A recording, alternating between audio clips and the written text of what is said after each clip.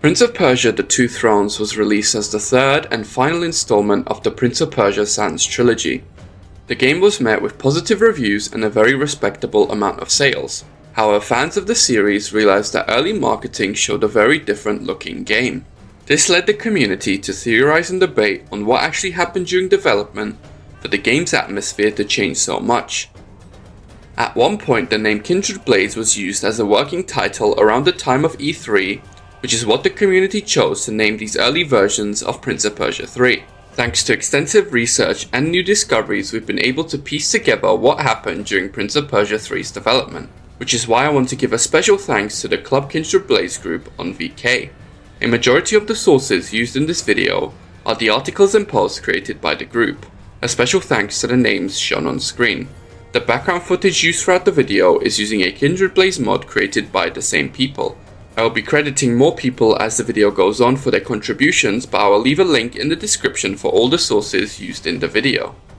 This video is divided into two sections, one on the development of Prince of Persia 3 and another on its story draft changes. While you're free to jump ahead, I suggest watching the development part first as it heavily influenced the story. With that out of the way, let's begin. To understand the development of Prince of Persia 3, we need to start at the very beginning, when Ubisoft decided to create a third game to conclude the Sands of Time saga. It was decided early on that the city of Babylon would draw inspiration from ancient cities such as Cairo, Egypt, and most importantly, Casablanca, Morocco. So who better to handle the third installment than Ubisoft Casablanca? While Ubisoft Montreal focused on completing Warrior Within, Ubisoft Casablanca began pre-development on Prince of Persia 3. To uncover the details of what happened, we need to examine statements from the developers and artists involved. According to creative director Abdelhak Elguess's LinkedIn profile, pre-development began as early as November 2003. Around this time, Ubisoft sent artists to Casablanca for several months to draw inspiration from the city before formal development commenced. What Casablanca was working on will be covered more in the story section of this video, but the most important thing was creating a first playable prototype. This meant the team needed to create a build of the game that served as proof of concept for Ubisoft's approval. These screenshots give us a glimpse of their work, but it's crucial to mention that these screenshots were rendered in an external 3D software like MIRA and are not actual screenshots from the game, which explains the higher quality lighting compared to the final product. After months of development on this build, several higher-ups visited Casablanca to check on the progress, and it was clear that things were not going well. The work made in Casablanca wasn't very convincing, which is why several of us ended up getting sent over there to help them finish up the prototype. I and some other leads directors went to Casablanca to check on things. I said the animation team did not have the skills or experience. I was the producer who went to Casablanca, and the person who recommended the transfer of the project to Montreal. With the ship date less than a year away and little progress made, the decision was made to transfer development to Ubisoft Montreal, the developers of Warrior Within and Sands of Time. Paris HQ also thought the game was too dark and told Montreal to basically start from scratch, so Montreal had a big job ahead of them. 9 months before release, Ubisoft Montreal was tasked with building the game almost from scratch. To achieve this, the team needed to develop a plan that they would strictly follow in order to successfully complete the game. With just a few months left till E3, the team needed to create a vertical slice, a build designed to showcase the key mechanics of the game and attract attention from both the fans and investors. At the time, E3 was a crucial event in the video games industry, offering companies a major opportunity to showcase their upcoming projects and play a key role in marketing. Mind you, the internet was far less influential back then, and gamers primarily relied on magazines and forums for news and updates. To accompany the gameplay shown at E3, a cinematic trailer also had to be made, so both the cinematic team and the development team had to start right away to meet this deadline. The consequences of this will be evident later. May 2005, Ubisoft finally unveils their third mainline installment in the Prince of Persia franchise with a cinematic trailer and a playable build of the game. The trailer depicted the prince returning to a ravaged Babylon, accompanied by Kylina. He is attacked by an unknown enemy and is imprisoned. In a moment of self-sacrifice, Kylina unleashes the Sands of Time to free him, but it corrupts him, leading to the rise of the Dark Prince, a version of the character wielding a chain for combat and acrobatics. The gameplay shown at E3 reflected this darker tone, with the prince wearing a dark brown garb and Babylon featuring a palette of dark yellow and brownish hues. The gameplay shown also featured many mechanics that are missing in the final game. Here are a few exclusive features and changes found in the E3 build that are not present in the final game.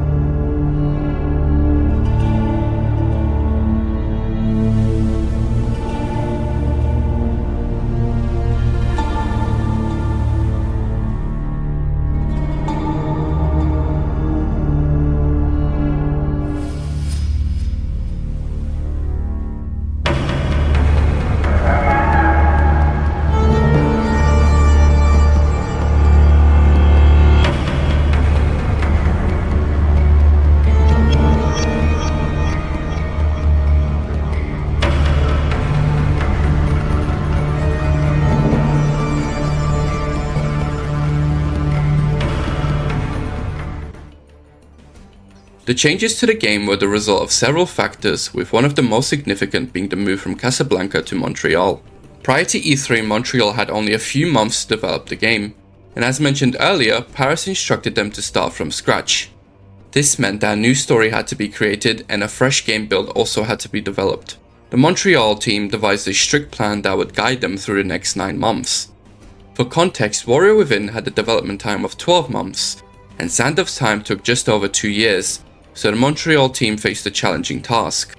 The team created a solid development plan early on, which they adhered to until the project's completion.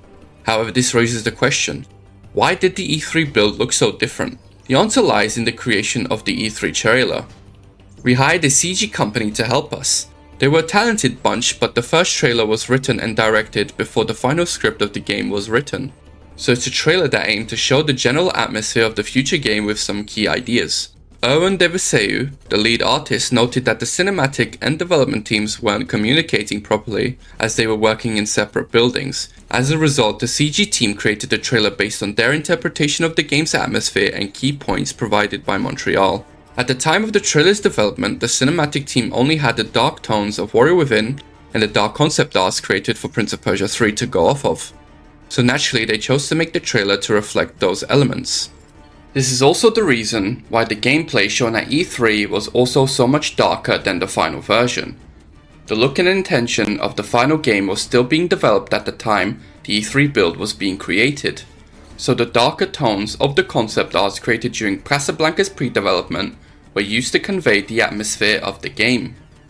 When we also look at the Prince of Persia 3 beta I made videos on, we can still see some remnants of the darker version earlier drafts went for, showing us that the final visual direction was still being refined throughout the development process.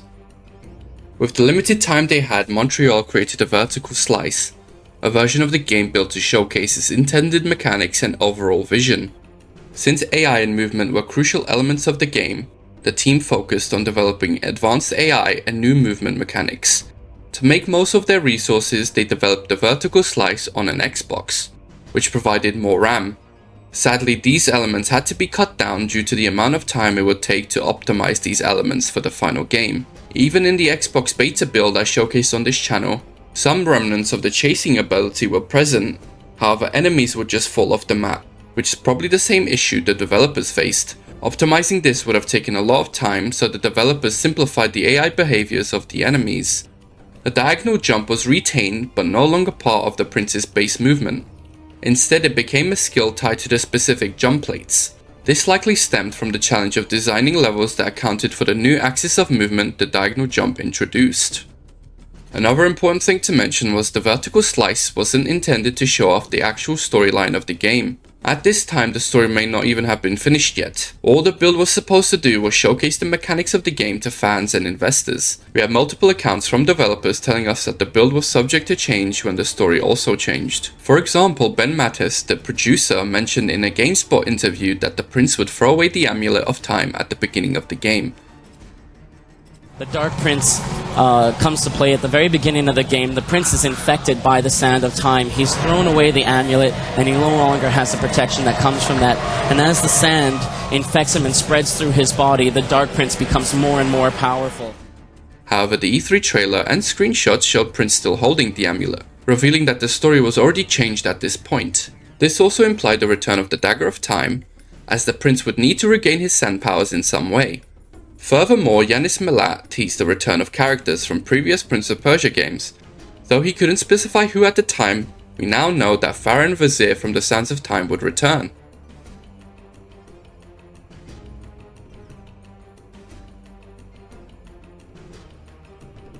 I want to discuss what was actually cut from the game. Well, one of the mechanics the team initially thought of was switching freely between Prince and Dark Prince. There are a few issues with this idea. First of all was the limited memory in the PS2. The main hurdle the team faced throughout the entire trilogy was finding enough video memory to achieve their intended goals. Having two princes constantly stored in memory was just not feasible, since the memory was already pretty much maxed out coming into the Two Thrones. If you try out the PS2 beta of the Two Thrones, we can see that we can freely swap between princes. However, this can become a buggy mess even with emulation, which is probably the issue the team faced. Another issue is the map design. Each map would have to be built to suit both Prince and the Dark Prince, which A, removes some of the creative choices such as Dark Prince using a chain for movement. Having to make the map also suit normal Prince would restrict how creative they can make the maps for Dark Prince. And B, was just how much time that would take. Making a map with multiple pathways that would suit both characters would be extremely time consuming, especially since Montreal only had 9 months till completion. The low video memory was also the main reason why some of the combat moves were removed from the Warrior Within. The stealth mechanics introduced in the Two Thrones had to take up some of the available video memory, which meant that some combat moves had to be cut to make space for this mechanic. Another idea cut by the game's low memory was the possibility of making the game open world.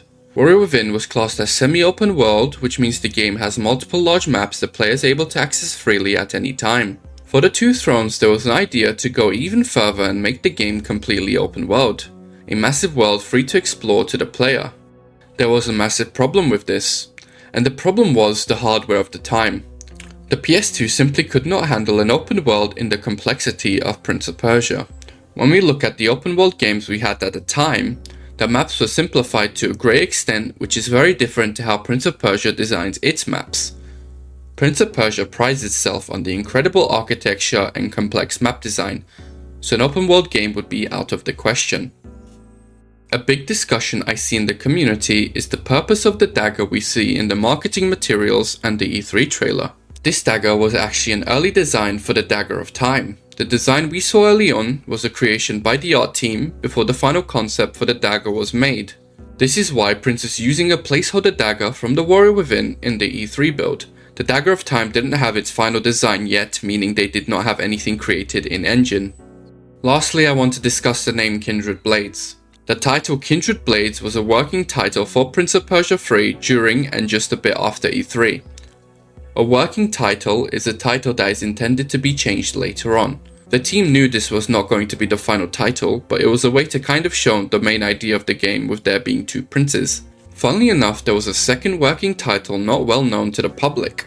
The Two Kingdoms was another working title the team came up with. The way we got this information also gave us another really interesting discovery. A lot of people already know that initially there was going to be a GBA port for Prince of Persia 3.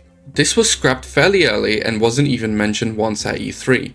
However, at one point there was also an idea to develop a Nintendo DS version of the game. Given that a prequel to Warrior Within called Battles of Prince of Persia was released, it's possible Ubisoft considered creating a similar title tied to the Two Thrones. The outcome of this project remains unknown, but the time constraints the team was under likely contributed to its cancellation. Aside from those changes, the game didn't undergo many major cuts.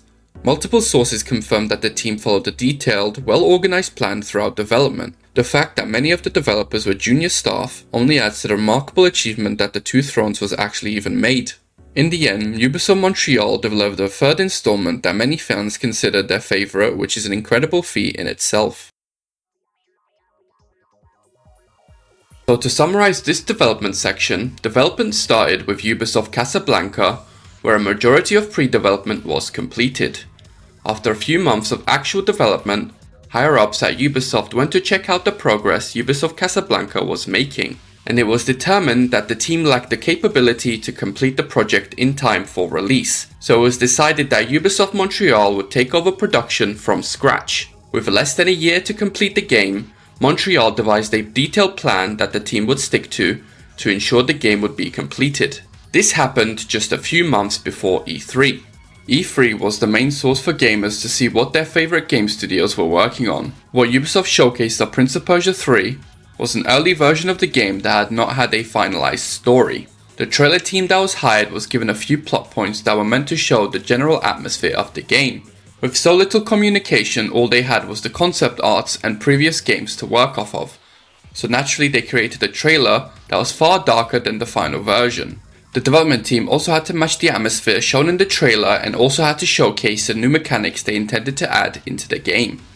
As the game story was being finalized, the developers had to adjust the game to reflect those changes.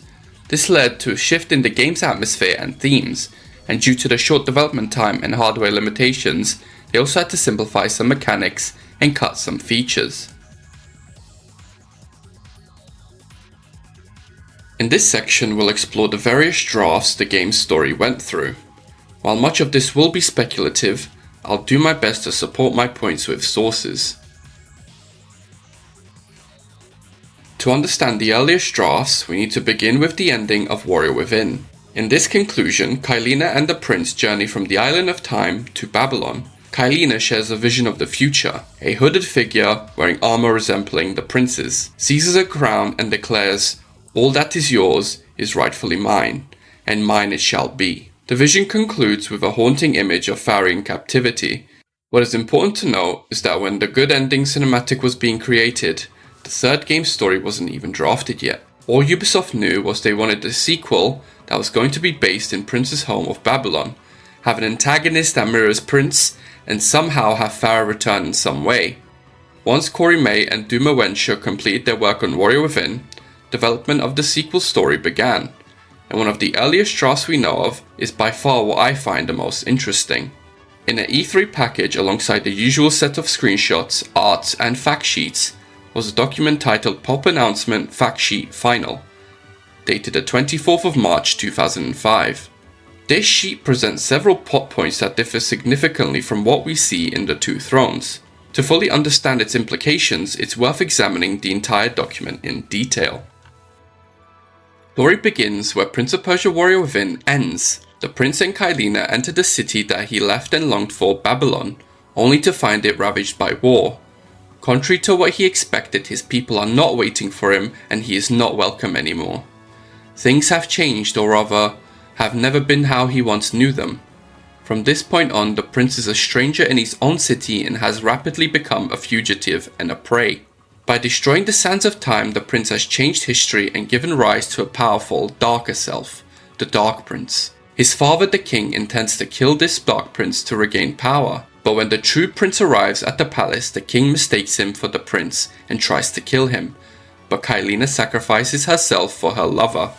Prince of Persia 3 will see the return of a few characters from Prince of Persia The Sands of Time and Prince of Persia Warrior Within, with some good surprises for the fans of the series. The prince, he has changed his fate, but he has learned that in doing so, great consequences have occurred. The Dark Prince. By destroying the Sands of Time, the prince has created another reality with a very different prince, a darker self, seeking to rule the Babylonian Empire. He will be an important secondary playable character in this third opus. More info to be revealed later. The King. Threatened by the Dark Prince, the King intends to kill his own son. Kylina and more characters to come. Gameplay features. Play two personalities with entirely different combat styles, attitudes, and histories. Choose your way to kill.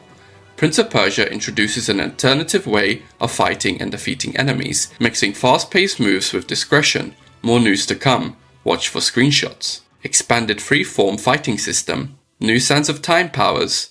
Babylon and Persian environments, a huge playground. The Persian touch will be improved while keeping the focus on mature treatment. Urban setting with indoor and huge outdoor sequences on the amazing rooftops of Babylon and/or the narrow streets of the lower city. Of course, the prince will also explore the memorable locations of Babylon. Great storyline, full of twists and suspense. Gameplay and game design directions.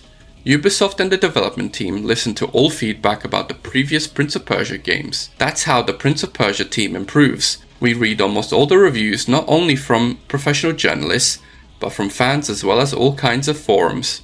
We noticed that on average, for instance looking at the marks given by gamers on major gaming sites, people appreciated Warrior Within as much as the Sands of Time, but not for the same reasons. We know that players absolutely loved the fighting system and thought it was an exciting and refreshing experience. On the other side, we also noticed that people missed the fact that the prince had been sharing his thoughts and emotions with players in the Sands of Time, and certainly much less in Warrior Within. We will definitely improve this part and create more connections with the player. We listen to comments, but we won't repeat things that we have already offered to our fans. Part of the silent contract we have with our fans is that this team will always innovate to find new and fresh experiences and trigger new emotions and satisfactions. We will continue on this track as this is what makes the Prince of Persia series unique and appreciated. The prince is a fugitive, a hero pursued by a whole army in his own city. He will have new ways to fight. Players will encounter new combat art that is very athletic and will take down enemies in one simple shot. This action requires excellent timing and reflexes, but at the end of the day, it's hugely exciting and rewarding. If you miss it, you will always be able to use your freeform fighting abilities with your two weapons and projectile weapons. This new system forced us to rebuild the whole AI in the game, but the first results are very impressive right now. I want to start off by saying this document was included and possibly created by mistake. By the time this was written, the draft had already become the Two Thrones. Montreal had been leading the production of Prince of Persia 3 for over a month by this point. When analyzing the metadata of this document, we can see that the author was someone called Emma Chin, which is not Corey May. This was written by a Ubisoft marketing employee probably located in Paris, judging by the fact the document was saved in Central European time, not Montreal, Canada, where the game's writing team was located. What I think happened here was that the marketing employee was given an extremely early draft by mistake and created marketing info based around the information they were given. With that out of the way, let's begin analyzing this document. Let's dive into the most intriguing aspect of this document, the Dark Prince. Before we continue, I must stress that much of what follows is speculative.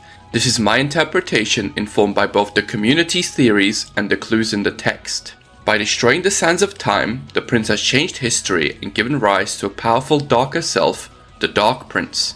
Part of this statement actually appears in the Two Thrones. We see that because of Prince's actions on the Island of Time, the events of Sands of Time are undone. Prince never ventured to Azad with his father since the Hourglass never made it to India, and in turn Prince would never release the sands, thus leading him to never meeting Farah and never battling the Vizier. In the Two Thrones this is demonstrated when we encounter Farah again, who has no recollection of Prince, as well as the Vizier, who is still alive and also does not recognize the Prince. However, that is basically where the concept of past erasure ends in the Two Thrones. However, if we break it down even further, we can see that more events should have changed in the Two Thrones from the Prince's actions. In Battles of Prince of Persia, Prince starts to be hunted by the Dahaka, which leads our Prince to do some very regrettable things. Prince learns of an object called the Box of 1,000 Restraints, which he believes could imprison the Dahaka. The Prince discovers that this box is hidden in India, which causes Prince to invade with the Babylonian army, violating the peace treaty between Babylon and India. Once Prince finds the box of 1,000 restraints, Prince opens the box hoping it would save him from his fate, only to free the demonic race inside known as the Devas. Not only did Prince fail to achieve his goal, but his actions also created an all-out war between Babylon and India, leading to the death of his mother. Prince was sentenced to be executed by a Babylonian tribunal for his actions, but King Shahraman intervened, halting the punishment. Overcome with guilt, Prince chose exile and left his home Babylon. These events were what made our Prince who he is in Warrior Within, and changed many historical events. So since none of these events happened in the new timeline, the Prince of this new timeline should technically be a completely different person from the Prince we know. Which leads to the theory that the Prince of this new timeline is the Dark Prince, a version of Prince who has not experienced any of the events I just mentioned. The Prince of this reality is a ruthless, ambitious figure who seeks power at any cost, even if it means betraying his own father. We can see in this draft that the king had a major role, even possibly acting as a secondary antagonist the prince would have to face. The king was so threatened by the Dark Prince he would be willing to kill his own son. However, here is the first indication that the script was so early on that no studio actually worked on it. Neither Casablanca or Montreal had worked on this draft, and we know this because the king is already known to not have had a prominent role when Casablanca was in charge of the project. Creative director Abdelhak Elguess, when asked about Prince's father, said the king was not really present, but he was a member of some clan with some friends, but this concept was not really developed. The line, "Kylina sacrifices herself for her lover," strongly suggests this document was not written by Corey May himself, as it conflicts with his original intentions for the relationship between Prince and Kylina. In a Q&A discussing the Two Thrones, before it was released, Corey said this: "I just want to clarify something. The Prince and Kylina were never in love. I specifically worded her dialogue, it was not love, because it was very frustrating to be accused of creating a thin romance between the two of them when that was never the intent. I suppose the final cinematic, where she shares a vision with the prince, was interpreted by most people as a sexual act. It was not. It was most certainly an intimate act, which is probably why the cinematic wound up feeling overly sexual.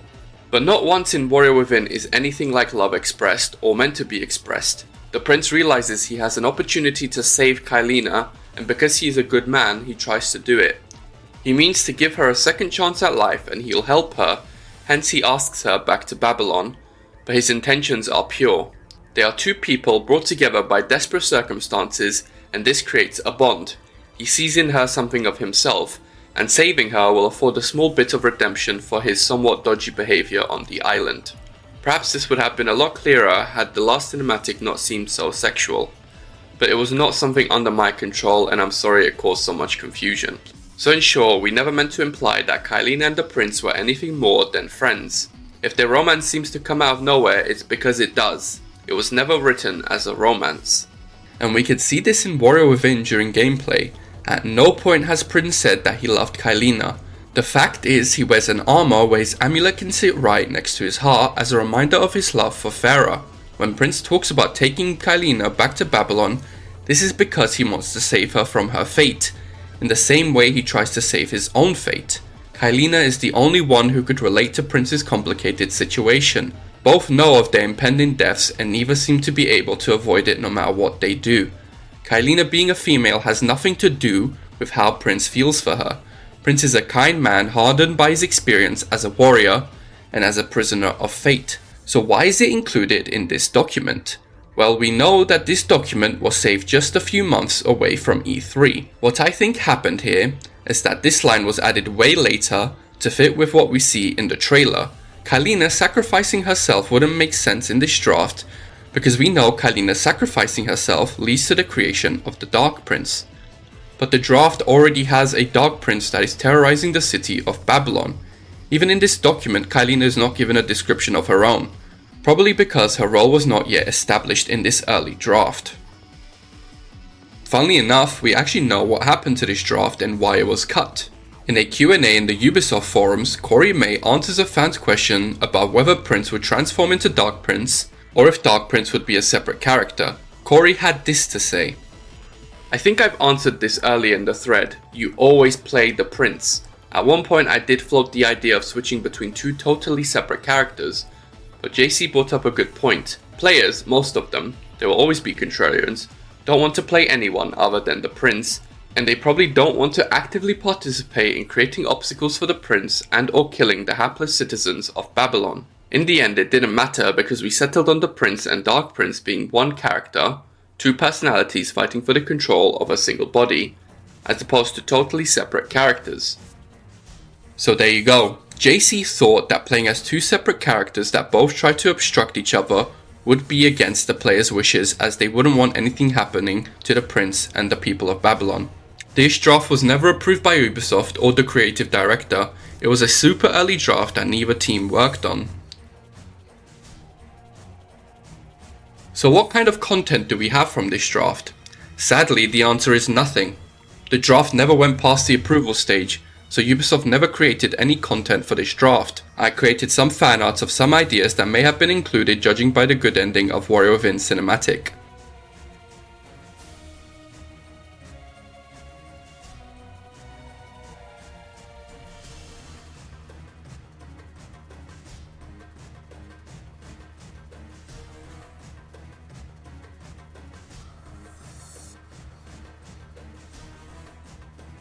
Not much is known about the story elements Ubisoft Casablanca worked on.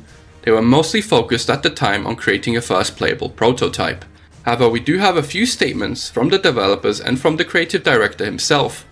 One of the most eye-opening statements given by the creative director was him mentioning a character called Anahita.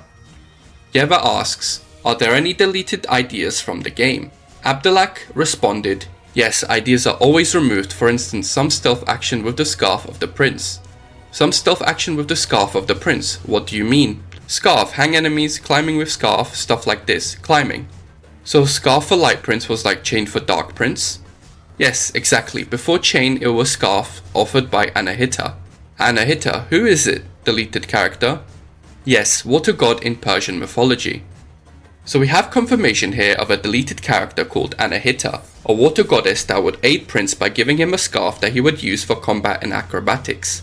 This was later also corroborated by a video showcasing Ubisoft Casablanca, where we see storyboards of Prince using the scarf for combat. This scarf may have existed to give both Dark Prince and Prince ways to maneuver equally without having to create different maps for the characters. The character of Anahita can also be seen in a video by Bruno Gentile, who was one of the artists sent to Casablanca. In this video, Bruno was doing some digital painting of the concept art for the prison, which would be used in the E3 cinematic trailer. In this video, Bruno leaks a folder with a few work-in-progress concept arts he had been working on for Prince of Persia 3.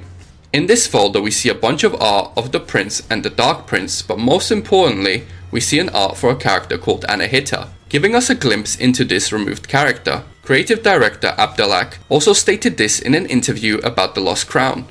When asked if any of the team previously worked on any other Prince of Persia games, Abdelhak Elguess said this: "As a creative on Prince of Persia The Two Thrones, I was deeply involved in the choice of the old city of Babylon, a city in the south of Mesopotamia. I was immensely inspired by all the literatures of this period, and shared my passion with the creative team during the conception of Prince of Persia The Lost Crown." Interestingly, the belt in Prince of Persia The Two Thrones initially started as a scarf for stealth approach, gifted by Anahita. In Prince of Persia The Lost Crown we introduced Anahita in a different way, and I played a significant role in advocating for the inclusion of the scarf element during development discussions. When we look at the character of Anahita in The Lost Crown, I do think she resembles the concept art shown in this video. The short hair, breastplate, belt, armbands and scarf shin guards all show us that the character resembles her design in the draft Casablanca worked on. Her role of course is very different between the games, but both act as a support character to our prince and Sargon, which shows her character was never really abandoned. A few other things such as Prince being imprisoned at the start of the game was confirmed, as well as the king being involved in some sort of clan, but that's all we know. Casablanca wasn't focused on the story when they were working on Prince of Persia 3. Their main focus was to make a playable prototype that Ubisoft would approve of. Of course that never happened, and once Paris decided the game was too dark, the game's story had to be drafted again to fit a wider audience. So what kind of content do we have from this draft? Well, as mentioned before, there was a leaked folder from Bruno Gentile's video which showed a few work-in-progress character designs. First of course we have Anahita. Then we see a Dark Prince art using a chain, a artwork of a hunter hound or something, not too sure, an art of Dark Prince with his old white hair, an enemy type called Dark Strider, which looks to be an early concept of the enemies we see in the E3 trailer, another Dark Prince art. Luckily we do have a high quality version of this shown in a Joypad magazine, an art of Dark Prince killing an enemy vertically, a Prince art called Prince Test, and another Prince design called Tech Habit Prince. These seem to be the early costumes planned for Prince. These arts were in a folder dated 3rd of December 2004, which is incredibly early in development, so these are probably the earliest arts we have access to. There was a recent discovery of old animation reels by animators which worked in Casablanca on Prince of Persia 3. Animator Youssef Aakouchi, who was an animator brought from Casablanca to Montreal, created animation reels which included his works on Prince of Persia 3. We can immediately see that the team were initially working with the Sands of Time models, probably because Warrior Within was still in development at the time. These animation tests give us some ideas of the different combat methods Casablanca would have thought of to incorporate into their game. A few scenes also show the Prince using what appears to be a rope during combat, which may have been an early indication of how Prince would use the scarf during combat. We can already see that stealth was a very early idea the team worked on alongside chariot races.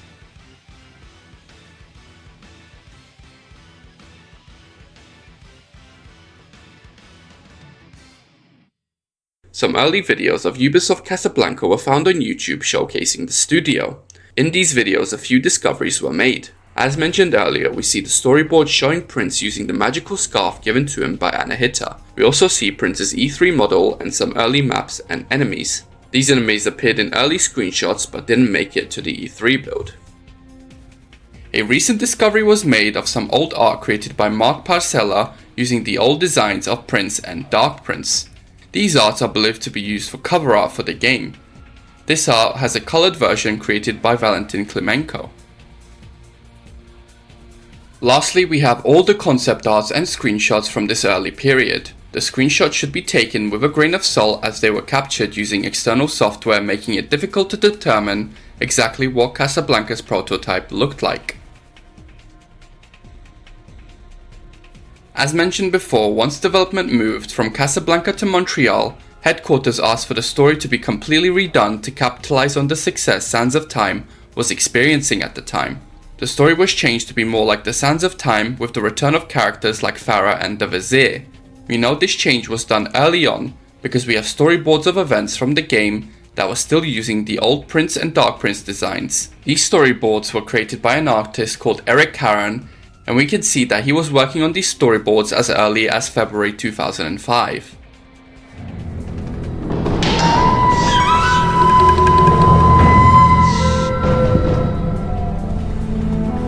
Who would have thought that I would find you here? Farah, do you remember me? I won't let you stand in my way. So what story draft was Montreal working on? Well, that would be the Two Thrones. When multiple Montreal devs were interviewed, they confirmed that previous plot points Casablanca worked on were never present during Montreal's production.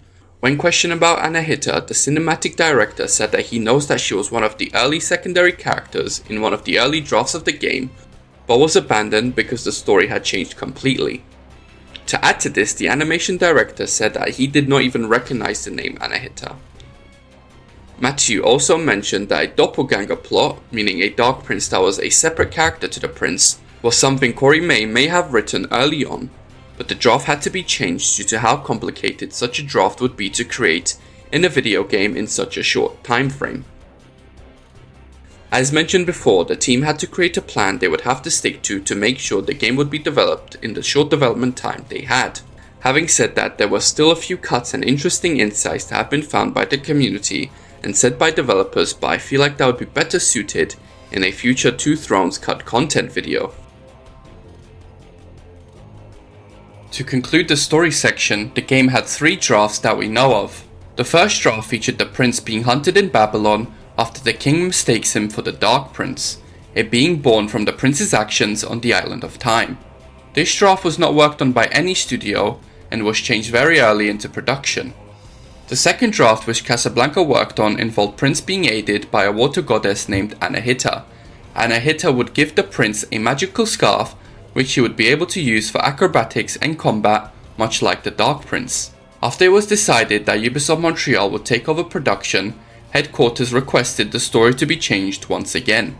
The final draft completed by Ubisoft Montreal is the story we received in the final version of the Two Thrones. This video has been a long time in the making.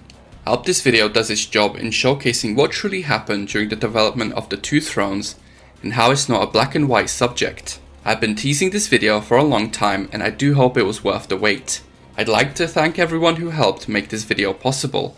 Please do check out all the sources I put in the description if you do want more information relating to Kindred Blades. And I'd like to thank you, the audience, for being patient. As always, thanks for watching.